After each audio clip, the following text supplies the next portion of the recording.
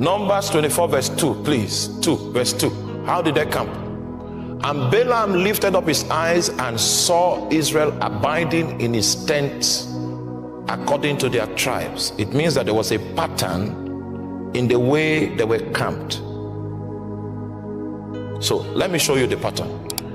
Meanwhile, you will not know this. Are you there? Until you are on the mountain and you are watching them in the valley.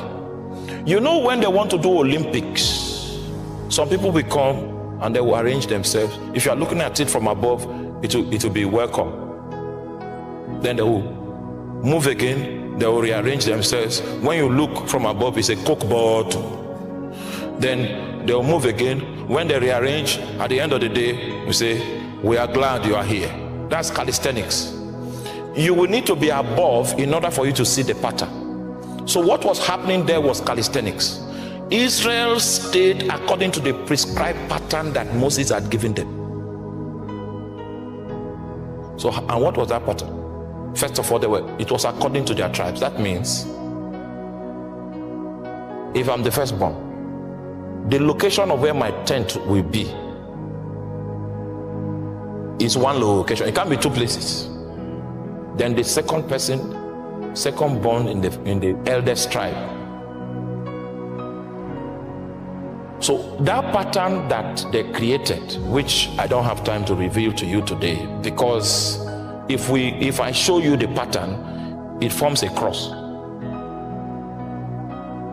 And the center of that cross is where they will fix the ark, so that when any man comes out of his tent, he has a very accurate view of the ark.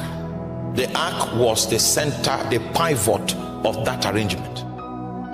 And that arrangement mirrored some dimensions in the realm of the spirit, such that it was able to accommodate the glory that is in that dimension.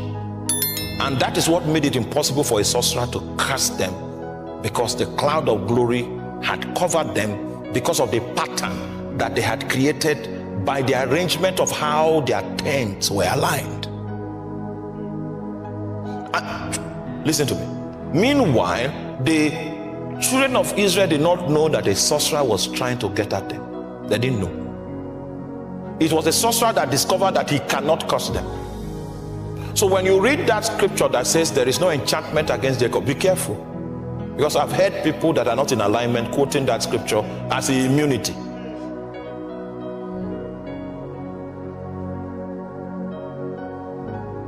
When you hear that there is no enchantment against Jacob, it is only those of Jacob that are under the cloud. There is no divination against Israel. Only those that are under the arrangement of the pattern that can attract the cloud and trap the cloud.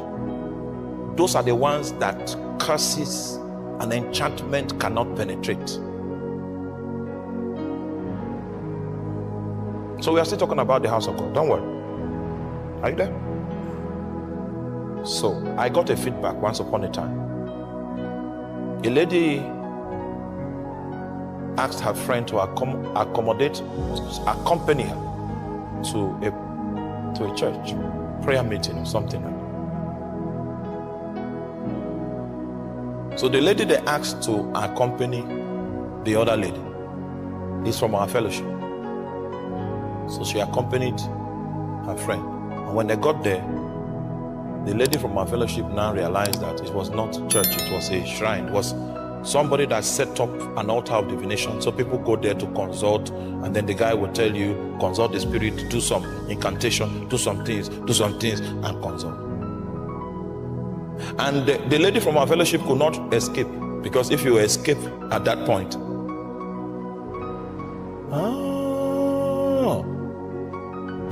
so she was part of the prayer.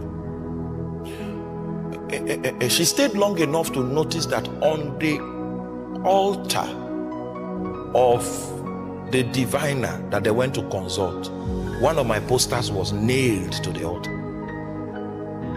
Are you there? You are not there. Which means that somebody has come to report me to the practitioner of divination. And I was told that that man's arrow never misses. So much so that when that sister came out, she came straight to my house and began to cry that I was a young man and my end has come. I said, sit down. Can you sit down? She cried.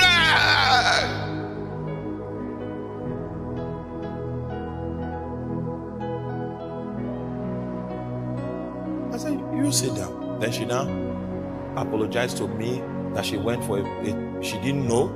They took her to a shrine, and this is what happened. And as we were there, I saw your poster nailed to the altar.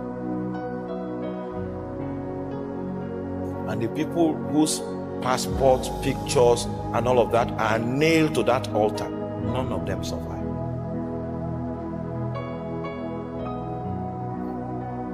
But I'm still here.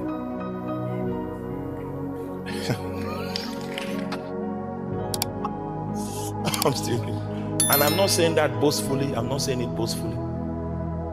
I'm saying that if you are in proper alignment, no enchantment can work against you. You know the person that died? Because somebody died. The person that died is that sister that accompanied the other one is the person that eventually died. The one that came to report to me was the one that died.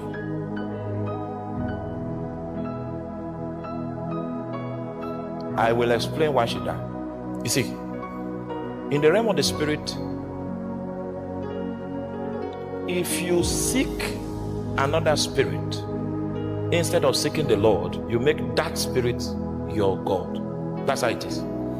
So because of that visit that she went for, even though she was claiming that she was trying as much as possible not to be the one that was transacting, you know, the sorcerers are wise. They'll just say, you, the friend of you that came, can you bring that in from there? Just help me bring that in. The moment you do it, you're already part of the arrangement, and you are under his altar.